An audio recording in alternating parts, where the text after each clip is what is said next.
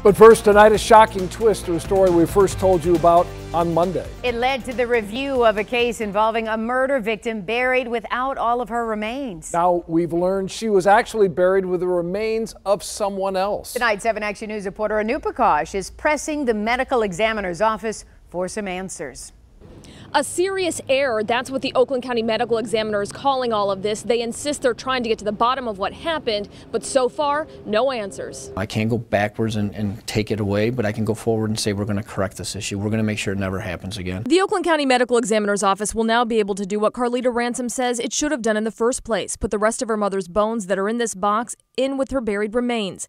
We first told you about Carlita Ransom on Monday. She was upset because she says the medical examiner's office gave her this box of some of her mother's bones more than a month after she buried her in February of 2017.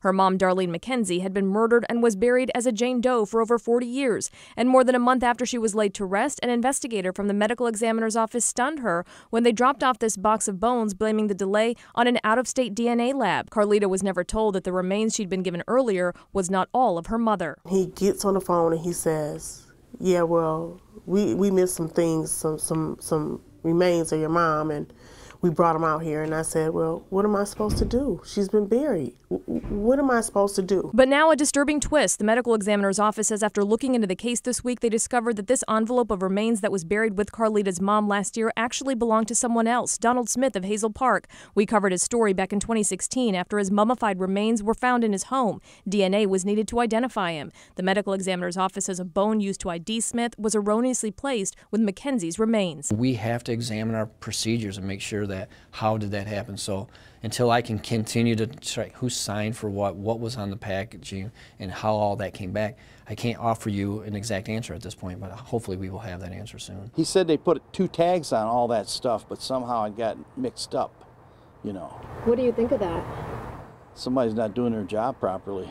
That's all I can say. Carlita Ransom told me on the phone she was too shaken up by the news to talk about it today. She has hired an attorney. The Oakland County Medical Examiner's office now says it will exhume the remains of Carlita's mom, remove Mr. Smith's bone sample, and do what Carlita thought should have been done a long time ago, place this box of bones in with the rest of her mom's remains. We want to make sure that we correct this, so in order to correct it, you have to figure out where it started. So I'm still working on that process. In Pontiac, Anu Prakash, 7 Action News. All right, thank you so much, Anu.